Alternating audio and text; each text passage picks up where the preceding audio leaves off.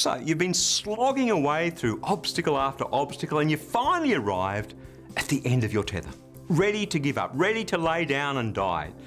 Now what? I don't know how it's been for you, but many's been the time in my life and indeed in ministry where it's felt as though God's provision would run out.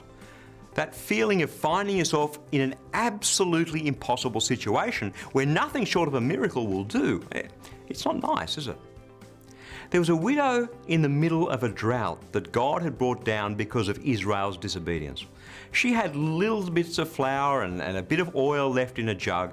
She was out gathering wood to cook the final meal for herself and her son before laying down to die.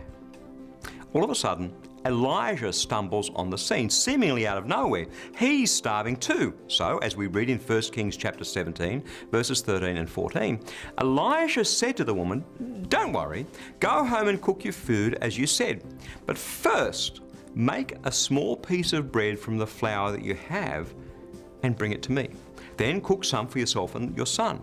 The Lord, the God of Israel, says that jar of flour will never be empty, and the jug will always have oil in it.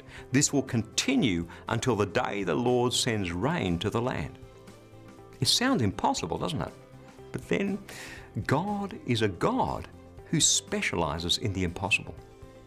When everything you've tried hasn't worked, when you're at the end of your tether, when you're about to have your last meal and lay down to die, remember this: God is a God who specializes in the impossible.